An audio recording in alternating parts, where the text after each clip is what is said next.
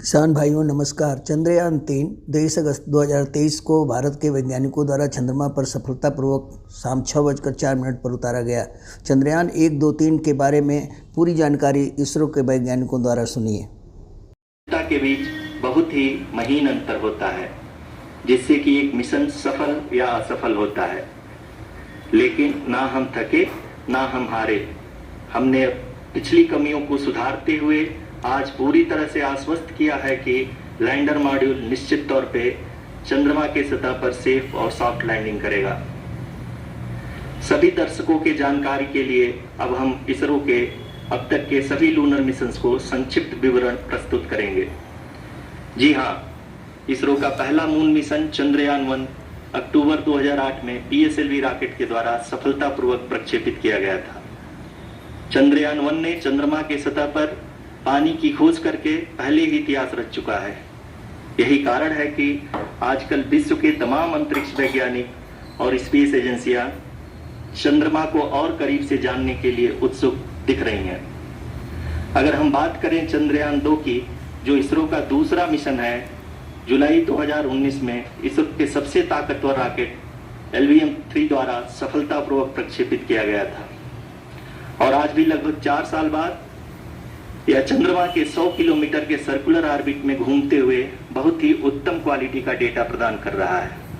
Mission के प्रारंभ में इसकी आयु 1 साल निर्धारित की गई थी, परंतु LVM-3 द्वारा बहुत ही सटीक इंजेक्शन और मिशन मैनेजमेंट की वजह से चंद्रयान-2 काफी लंबे समय तक कार्यरत रहेगा।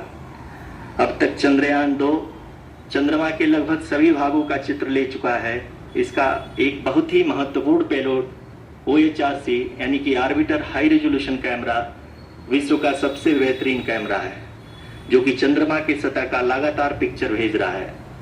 अब मैं ROC जी से निवेदन करूंगा कि वो आप लोगों को इसरो के वर्तमान मिशन चंद्रयान-3 के बारे में बताएं। अभी आपने मिश्रा जी के द्वारा सुना इसरो के अब तक के लूनर मिशंस का विवरण। अब चलते हैं towards Chandrayaan-3, the follow-up mission of Chandrayaan-2, which has been designed to accomplish our mission goals. The primary objective of Chandrayaan-3 mission is the demonstration of safe and soft landing on the lunar surface. This demonstration is a critical aspect for ISRO's future interplanetary missions. In addition to this, the mission objectives also include demonstration of roving capability and conduction of in situ scientific experiments on Moon's surface. Carried on the shoulders of India's heaviest rocket LVM-3 on the 14th of July, Chandrayaan-3 was placed in the precise elliptic parking orbit of size 170 by 36,500 kilometers. ISRO, in its mission plan of following the incremental trajectory approach, carried a total of 5 earthbound maneuvers. The fifth apogee raising maneuver, which took place on the 25th of July, placed the spacecraft in an orbit of 250 by 1,27,000 kilometers. At the early hours of 1st August, the translunar injection was carried out, after which the composite module began the final leg of its long journey of nearly 3,84,000 kilometers for its rendezvous with the Moon. The TLI was a key step in the mission, enabling the spacecraft to escape Earth's gravitational pull and travel to the Moon. An orbit of 288 by 3,69,328 kilometers was achieved at the end of the translunar injection. जी हाँ, translunar injection किसी भी interplanetary mission के लिए बहुत ही आवश्यक परंतु कठिन operation होता है। इस सफल मैन्यूवर के बाद चंद्रयान-3 पृथ्वी से दूर निकलकर चंद्रमा के प्रभाव क्षेत्र में एक हाइपरबोलिक ट्रैजेक्टरी के द्वारा पहुंचाया गया। पुनः 5 अगस्त 2023 को लूनर ऑर्बिट इंसर्शन के द्वारा चंद्रयान-3 को 160 किलोमीटर के पेरिलून और 18,000 किलोमीटर के अपोलून के साथ चंद्रमा के एलिप्टिकल ऑर्बिट में स्थापित कर दिया गया।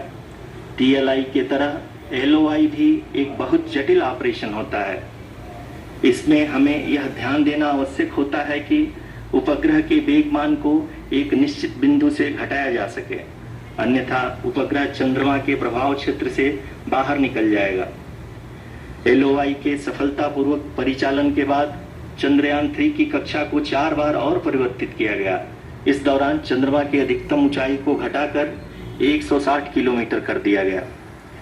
इस पूरी प्रक्रिया में प्रपल्सन मॉड्यूल का लगभग 755 किलोग्राम ईंधन का उपयोग हुआ और चंद्रयान 3 के वेगमान को लगभग 850 मीटर प्रति सेकंड कम कर दिया गया।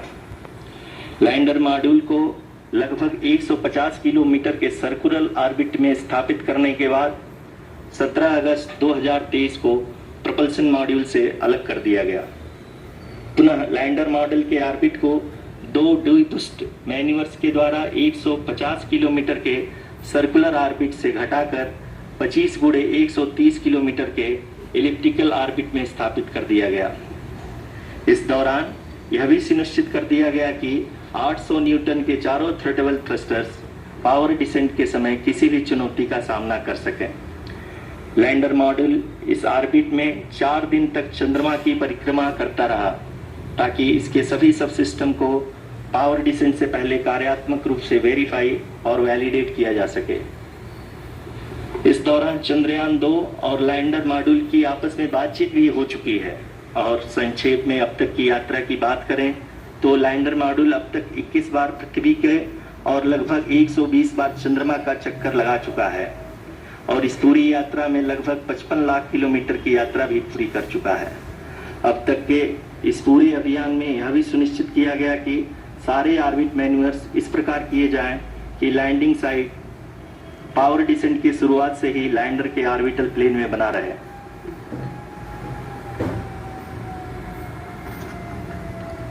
That is true indeed. We have arrived at the crucial juncture wherein the orbit plane contains the desired landing site at the start of powered descent. We are also happy to announce that live images from the Chandrayaan 3 lander imager camera is being received continuously. The demonstration of soft landing on the moon's surface is no ordinary feat due to the innumerable challenges and complexities involved. The lander velocity has to be killed from nearly 6,048 kilometers per hour without any aid from the thin and tenuous moon's atmosphere. The lunar dust at the time of landing and the craters and boulders scattered over the moon's surface make it further complicated to achieve this. The new and improved Chandrayaan 3 design has been built after envisaging all the scenarios which the lander module can encounter.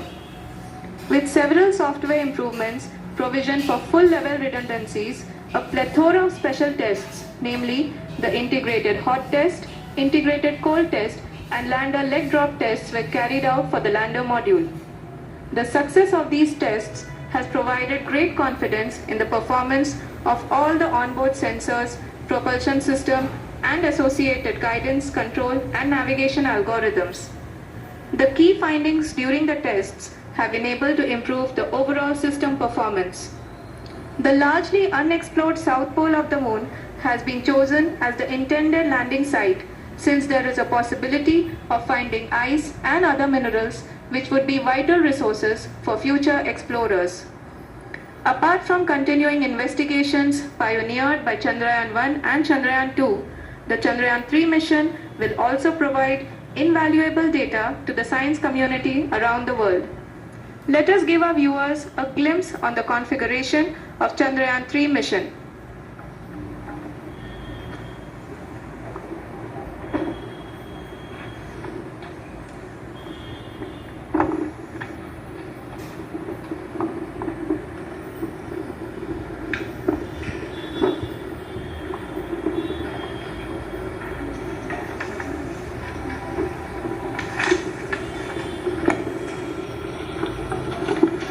Chandrayaan 3 का mission plan लगभग चंद्रयान 2 की तरह ही बनाया गया है। यहाँ यह भी सुनिश्चित किया गया है कि चंद्रयान 3 को रॉकेट से अलग होने से लेकर के चंद्रमा के निकटतम कक्षा में स्थापित। Apart from the sensors, Chandrayaan 3 is equipped with a suite of sophisticated payload instruments. While Chandrayaan 1 and Chandrayaan 2 orbiter have provided abundant remote sensing data of Moon, Equally important are the on-site localized measurements that provide ground truths. Lander and rover have payloads which are completely new and will perform in situ analysis of lunar surface. The two spectroscopes on rover, APXS and LIBS, will actively measure the surface elemental abundances at the landing location and surrounding area. The lander carries a seismometer ILSA that can sense impact events and lunar quakes. The thermal probe CHAST will measure the temperature profile and thermal conductivity of Moon's regolith.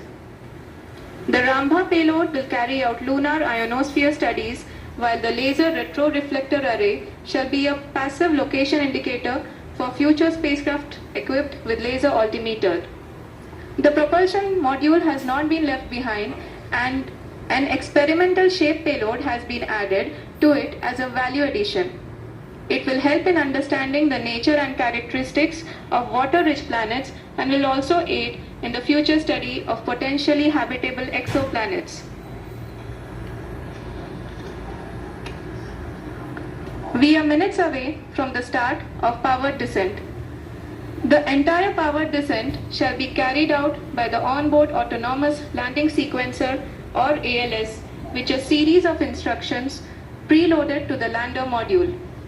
These instructions include the commands to be executed, data to be collected and analyzed, and decisions to be made and executed autonomously throughout the powered descent.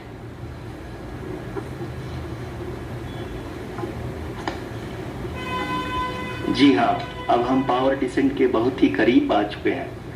हम आपको बताते चलें कि power descent को कुल 4 चरणों में बांटा गया है। सबसे पहले आता है रफ ब्रेकिंग फेज, जिसमें लैंडर की ऊंचाई को चंद्रमा की सतह से 30 किलोमीटर से घटाकर 7.4 किलोमीटर कर दिया जाएगा। इस पूरी प्रक्रिया को पूरा करने में लगभग 11.5 मिनट लगेगा और इसका समानांतर वेग 1680 मीटर प्रति सेकंड से घटाकर 358 मीटर प्रति सेकंड हो जाएगा।